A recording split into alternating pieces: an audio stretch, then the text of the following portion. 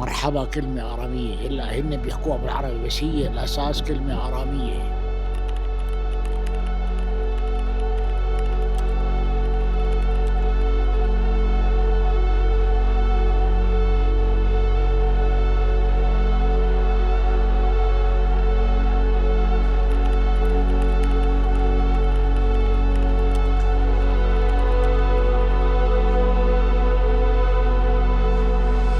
Yeni bir videodan hepinize selamlar. Ben Ayşe. Yaklaşık 4 yıldır dünyayı geziyorum. Gezerken öğrendiklerimi de size aktarıyorum. Yer yer eğlenceli içerikler çekiyorum. Yer yer kimsenin merak etmediği ama benim çokça merak ettiğim şeyleri çekiyorum. Anı biriktirmeyi, paylaşmayı, bilgiyi yaymayı ve çokça görülmeyeni, bilinmeyeni göstermeyi seviyorum. Daha önce Aramice'yi duydunuz mu bilmiyorum ama İsa'nın konuştuğu dil olarak duyma ihtimaliniz yüksek. Aynı zamanda İncil'in yazıldığı dil doğal olarak. Aramice günlük hayatta şu anda sadece 3 köyde konuşuluyor ve bu 3 köyün üçü de Suriye'de. Hepsi birbirine komşu olan köylerde konuşuluyor. Şu an o köylerden birindeyim. Bulunduğum köyün ismi Malule. Burası çoğunlukla Hristiyan bir köy ama Müslüman azınlıkta yaşıyor burada. Yani bu insanlar 2000 yıl önce İsa'nın konuştuğu dilin tamamen aynısını konuşuyorlar. Aramice Orta Doğu'nun ortak antik diliydi. Yani ticarette, günlük hayatta her yerde Aramice konuşuluyordu. Malule halkı Suriye'de yaşadığı için Arapça da biliyor tabii ama evde veya kendi aralarında sadece Aramice konuşuyorlar. Peki çevredeki herkes Arapça konuşmaya devam ederken bu köyler neden Aramice'de kalmış derseniz de ahanda arkamda gördüğünüz koca dağlar Anti-Lübnan dağları. Köye ulaşımda yeni kolaylaşmaya başlamış ve yüzyıllar boyunca burada dış dünyadan kopuk şekilde yaşamışlar. Şu an bile bu köyde internet yok. Hala çok ücra sayılabilecek bir köy yani. Yine de burayı bilen çok. Genelde Şam'a gelenler buraya günübirlik gelip giderler. Ben burada 2 gün kalmayı planlıyorum. Bu bölgeye ben komple Aramice diliyle ilgili insanlarla konuşmaya, bilgi sahibi olmaya geldim. Çünkü yaşlılar şu an akıcı şekilde konuşsa da jenerasyon düştükçe sanki konuşmalar azalmış gibi. Çocukların artık öğrenmemeye başladığı falan söyleniliyor. Yani bu dil aslında unutulmaya yüz tutmuş bir dil. Yaşatılmazsa, gösterilmezse, öğretilmezse. Ben de bu konu hakkında insanlarla konuşmak için buraya geldim ama çok daha farklı şeyler çıktı. Maalesef 2013 yılında burası IŞİD tarafından bayağı bir hasar görmüş. Bütün gördüğüm bu evlerin her birinde en az 10 tane mermi izi var. Bombalanan otel mi dersiniz? Ateşlenen okul mu dersiniz? Sadece 3 köyde konuşulan bir dili gözlemleme şansı verecek. Hem de bana bu kadar küçük olmasına rağmen çok şey anlatacak. Şu an köyde çok fazla insan yok. Bu patlamalardan ve savaştan sonra özellikle bayağı bir terk edilmiş burası. Zaten çok kayıp olmuş. Kalanlar da burayı terk etmiş. Hem insanlar kaybolmuş hem de Aramca konuşan insan sayısı azalmış. Birlikte bu köyü geziyor olacağız. Hazırsanız başlayalım. Nerede kalacağımı bilmeden geldiğim bir yer burası. Sadece geldim ama illaki bir yerler bulurum diye düşünmüştüm. Herhangi bir otel veya guest house'da yoktu. Biriyle konuştum dışarıda. O da bana manastıra sorabileceğimi söyledi. Manastıra geldim. O şekilde buraya erişim sağladım. Daha önce hiçbir manastırda kalmamıştım. Bana direkt anahtarı verdiler. İstediğin kadar kalabilirsin dediler. Öyle geldim, yerleştim ben de. Burası benim yatağım. Kimse kalmıyor burada benden başka. 10 gün kalacakmış gibi yerleştim bile ama sadece 2 gün kalacağım. Bayağı soğuk olacağı benziyor çünkü şu an öğle saatleri, şu an saat öğlen 12 olmasına rağmen bayağı bir rüzgarlı. Ama burada bir sürü battaniye falan var. O yüzden sorun olmaz diye düşünüyorum. Çok değişik manzaralar göreceğiz bu arada. Çok ilginç yerler göreceğiz diye düşünüyorum. Çünkü size şöyle balkondan göstereyim. Buradaki evler böyle mağaraların içerisine oyularak yapılmış evler. Hemen hemen neredeyse hepsi. Bayağı izole bir köy. Şuralar sağlı sollu hep odalar. İşte tuvalet var, banyo var, sıcak su var. Burada mutfak var. Ama zaten mutfağı kullanmayacağım. Bana tüp çalışıyor falan da dediler ama zaten kullanmayacağım. Kaldığım manastır burası. Aziz Takla Manastırı. Benim içinde kalmıştı. Odaların olduğu yer burasıydı. Şurası manastırın ana girişi. Manastırın içini gezelim. Biraz bayağı büyük bir manastır. Of, hava bayağı rüzgarlı. Your visit is our pleasure and your smoke is damaging us.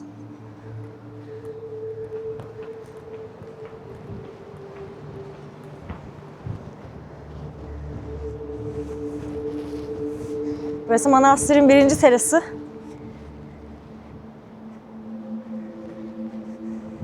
Bakın şurada hep mağara evler var. Tabii eski. Şu an içinde yaşanmıyor. küçük bir köy zaten. Çok fazla insan da yaşamıyor. Savaştan sonra nüfus baya azalmış. İnsanlar hep buradan kaçmışlar, gitmişler. Şöyle şurası aslında merkez. Birazcık yukarı çıkınca bu manastıra geliyorsunuz. Biz şöyle çıkacağız. Beraber şu ince bir yol varmış. Oradan ilerleyeceğiz. Şu dağın arkasından, belki de dağın üstünden, bilmiyorum. Aşağıya doğru inip şuraları gezeceğiz. Yani köyün her yerini gezeceğim. Aziz Taklı'nın türbesi varmış buradan. Buna çıkalım. Manastırın en üst noktasında.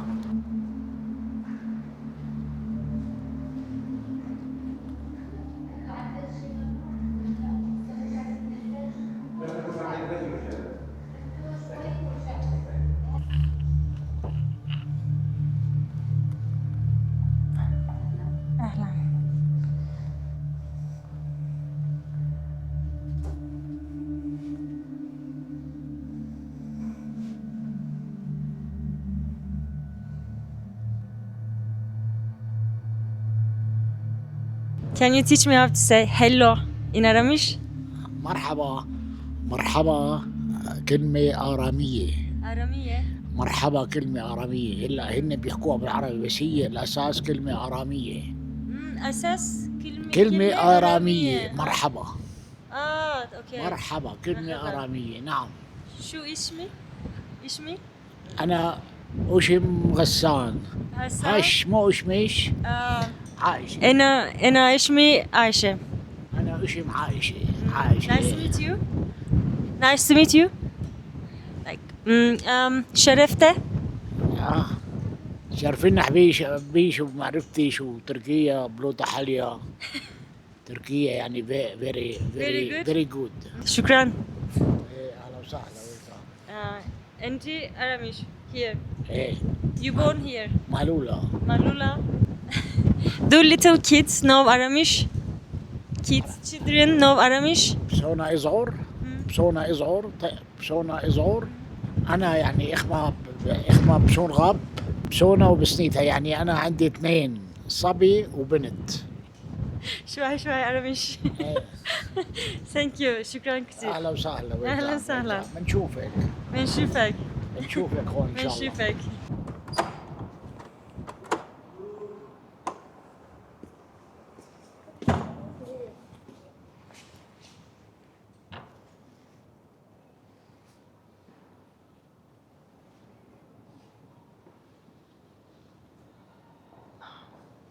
Church established of the 17th century, then renewed some places because it was wooden. It was Wooden. Then transferred to the marble, and beginning of 19th century. Okay. At 1906. You can see the darkness on the icons because when the rebels came, they burned the church. So how do you use this? This is diesel actually. Ah, You can drop it like this. okay, easy. So Yes. you don't use wood or anything? No, nothing. Okay. Just in there and down. You can put the fire with the solar with the. Okay. I never seen this before. Really? Yes. I think they have it in Turkey. We have, but we never use with diesel or anything like this. Burası Suriye'ye gelen insanlar tarafından çokça ziyaret edilen bir köy. Çünkü çok yakında, Şam'ın yaklaşık 85 kilometre kadar kuzeyinde.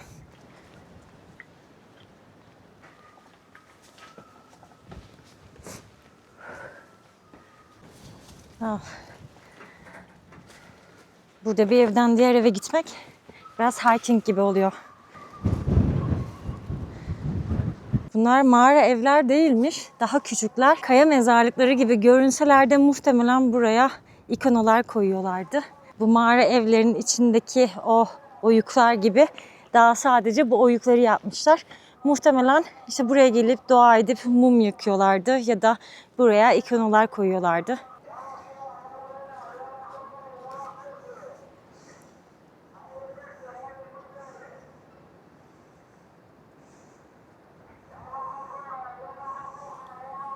Şurada sizin şu an göremediğiniz bir pencere var. Oraya nasıl çıkarım diye düşünüyordum. Burada zaten kayalığa bir merdiven yapmışlar ama şu an bayağı silik. Bakın.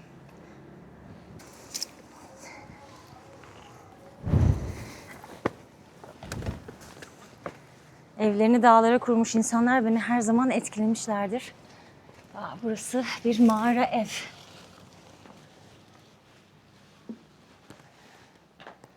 Wow. Türkiye'deki mağara evlerde genelde hayvanlar için de bir bölüm oluyor. Yani hayvanların otlayabileceği, su içilebileceği oluklar da görebiliyorsunuz. Burası belki odur diyeceğim ama bayağı küçük. Tuvalette değildir diye düşünüyorum. Burası bir ibadet yeri de olabilir. Yani bir evden ziyade bir ibadet yeri de olabilir. Küçük bir şapel olabilir yani. Çünkü bakın çok üstlerde var küçük küçük oyuklar. Muhtemelen oralara da hep mum koyuyorlardı. Ev olsaydı daha orta kısımlarda daha büyük oyuklar gördük. Eşyalarını koymak için genelde öyle yapıyorlar çünkü. Buralar hep terk edilmiş yerler.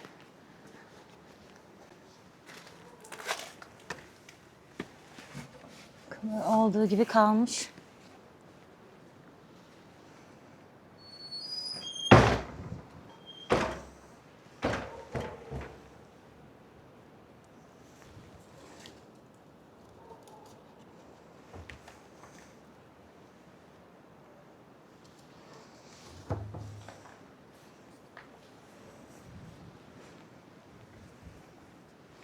Başak sembolleri var.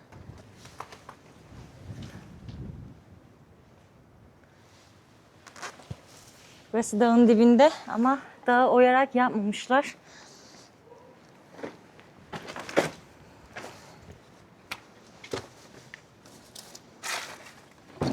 Şurada başka bir yer var. Burası dümdüz dağ, mağara ev. Az önce söylemek istediğim şey şuydu. Genelde bu oyukları böyle evse burası genelde oyuklar böyle orta yerlerde oluyor. Vitrin gibi.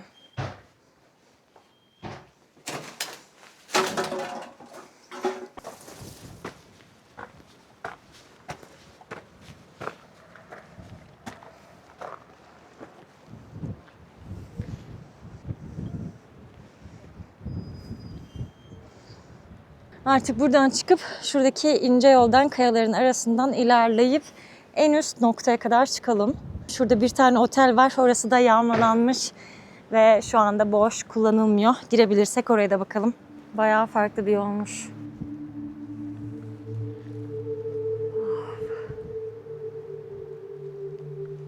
Malule Aramice'de geçit demek. Bunun sebebi de çok aşikar zaten. Köye bu iki devasa kayanın arasından ince bir geçitten geçerek ulaştığınız için bu köyün ismi Malula'ymış.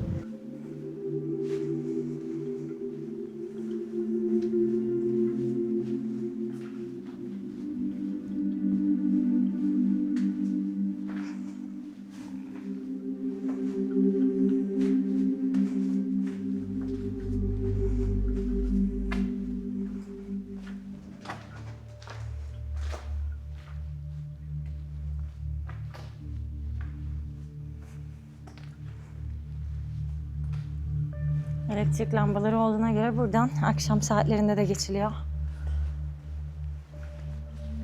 Eğer ışıklar yanarsa gece yürümek isterim burada.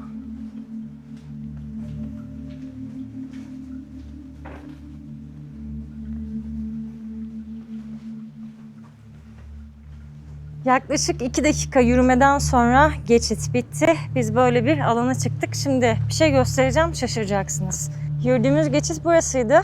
Geçidin üstünde yol varmış. Buradan baktığınızda hiç geçit var gibi görünmüyor bile. Dümdüz bir alan gibi. Kendimi hayalet şehirde hissediyorum.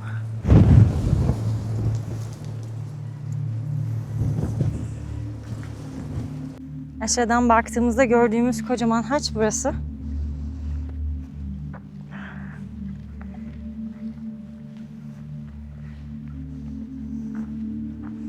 Bu mağaralar bana Zerdüşt evlerini hatırlatıyor.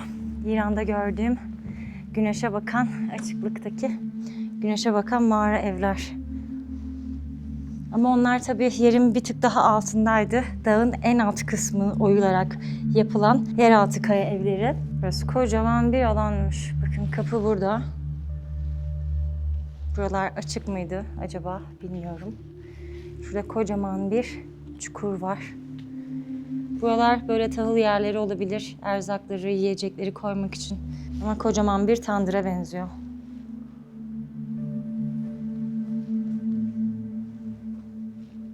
Bu taraf ateş alanı.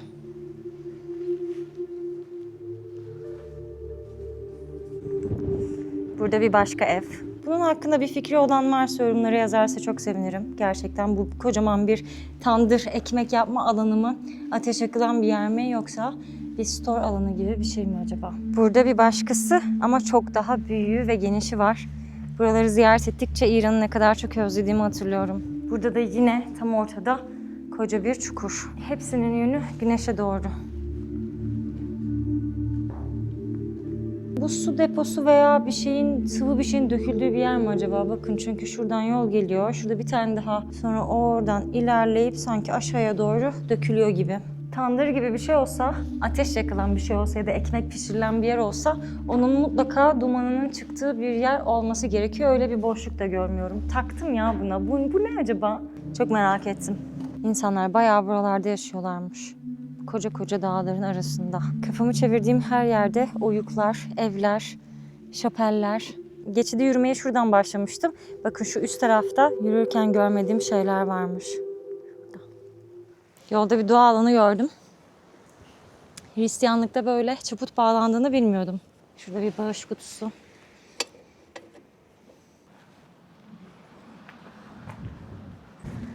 Bakın şu karşıda gördüğünüz bütün evler boş. Terk edilmiş. Savaştan sonra gitmiş insanlar hep. Gerçekten bir hayalet köye benziyor burası. Bizden başka kimse yok gibi. Bu gördüklerinizin hepsi mermi izi. Büyüklü küçüklü delikler.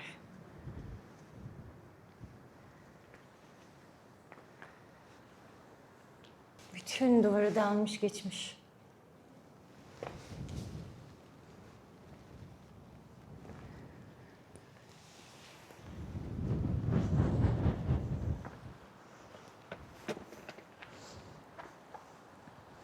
Burası eskiden büyük bir otelmiş. O yüzden en büyük hedef burası olmuş.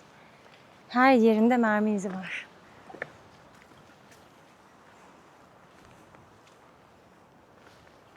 Buraya kadar gelip buraya girmemek olmaz diye düşünüyorum.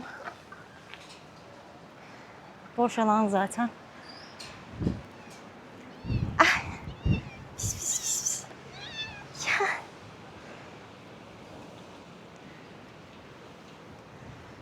Gelme bana böyle, götürürüm seni Türkiye'ye bak. Alırım seni, kaçırırım bak.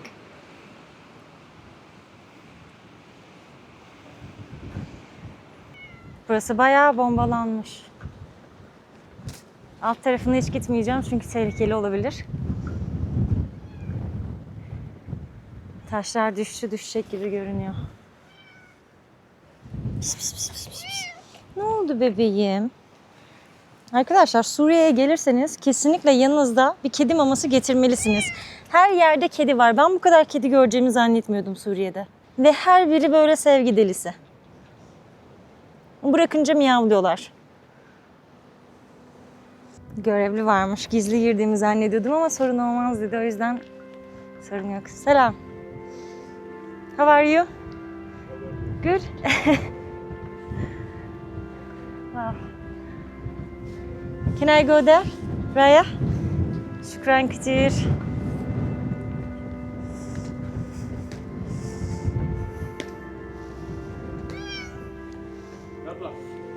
يلا. انت ارمش؟ ارمش شو؟ انت شو تركيش؟ تركيا. تركيا؟ تركيا. تركيا. ايش انت اسم؟ انت اسمي؟ اسم؟ اسم؟ انت شو؟ انا اسمي عايشة. عايشة. عايشة؟ عايشة. انت؟ انا ديفيد. ديفيد؟ إيه. ديفيد nice to meet you. عشان شرفته. شرفته. شرفت. Şerefti. This is of. Şimdi gördüm. Of.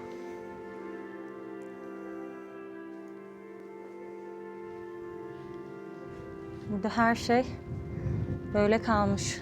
Sembolik olarak üzerine taş koymuşlar. Unutulmasın diye muhtemelen.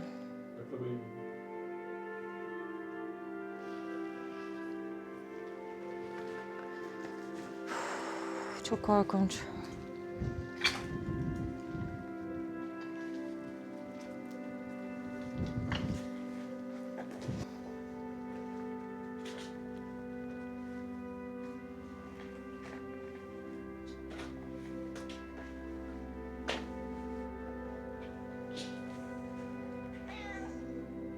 I can see Malula here. Evet. Buradan bütün Malula'yı görebiliyormuşsun dedi.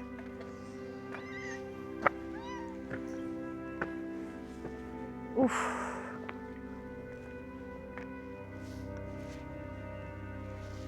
Çok korkunç görünüyor. Savaş berbat bir şey.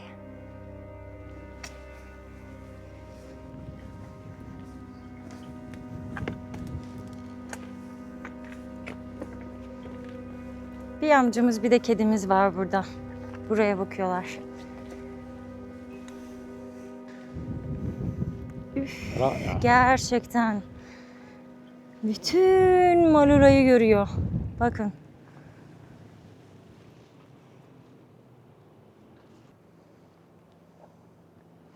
Manastır şurası. Şöyle yürüdük de geldik buraya. Dağların üstünden. Otelin görüntüsü ne güzelmiş ama. Çok üzücü olmuş. Burada gözümün gördüğü evlerin çoğunda mermi izi var.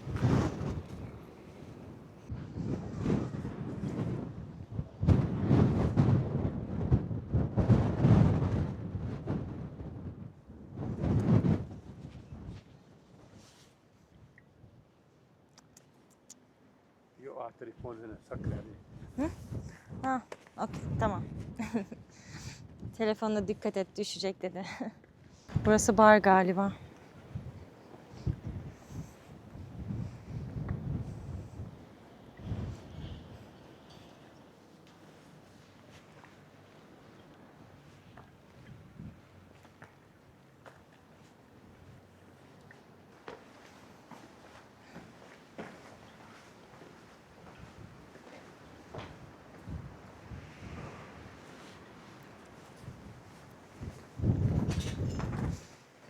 Daha önce hiç böyle bir yerde yürümemiştim. Böyle büyük bir patlamanın olduğu bir binanın içinde. İşte kağıtlar görüyorum, isimler görüyorum.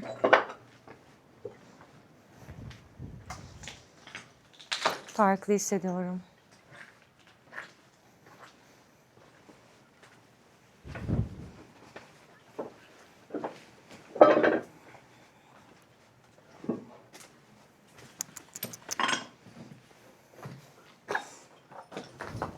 Are you alone here? Ente wacht? Wacht insan?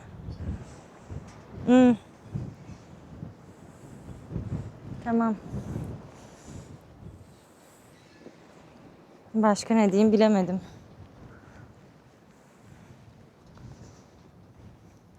Üzücü bir şey her gün bunu görüyor olmak.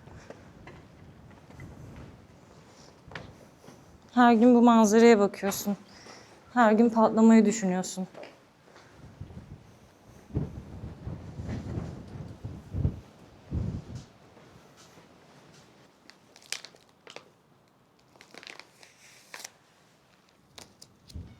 Uzaktan gördüğüm ve terk edilmiş dediğim mahalle burasıydı. Otelin yan tarafı. Burası bomboş tabii ki. Bütün evler darmadağın. Bütün evlerde mermi izleri.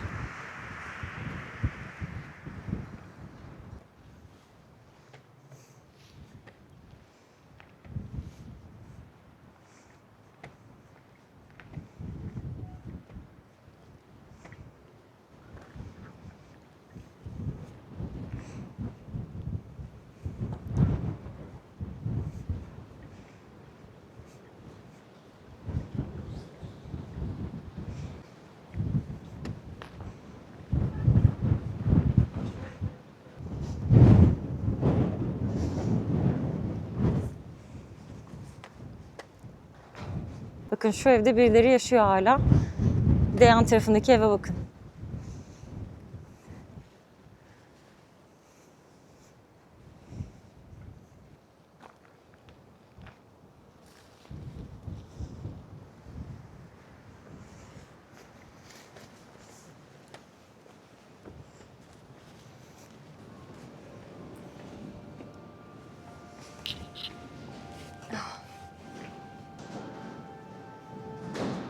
Hiç böyle bir yer beklemiyordum.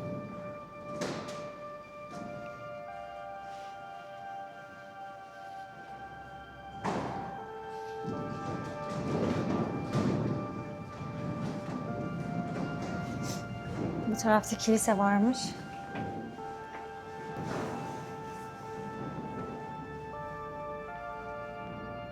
Selam. Where are you from? Turkey.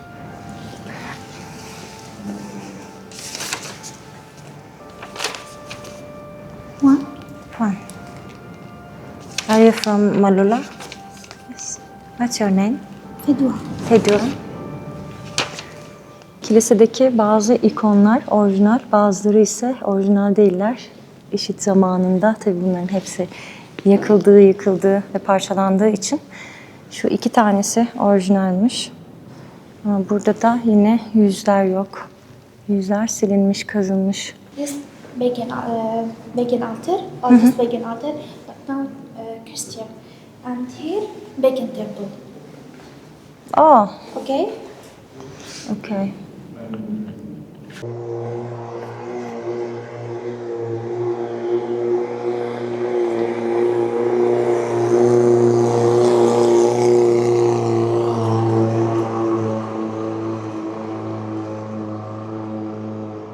Gördüğünüz üzere küçücük bir köy ama küçücük köy çok fazla şey anlatıyor. Mağara evleriyle ayrı bir his yaşatıyor size. Savaştan kalıntılarla bambaşka hisler yaratıyor. Küçücük bir köyde yaşamadığım duygu kalmadı bir 3 saat içerisinde.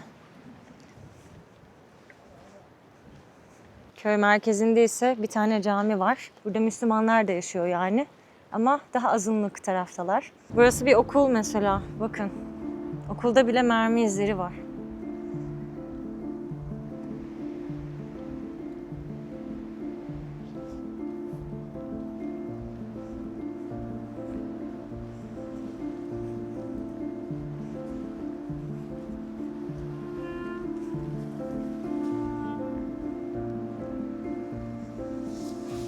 İçeride yok bir şey. Burası hala aktif bir okul olarak kullanılıyor. Duvardaki çizimlere bakın.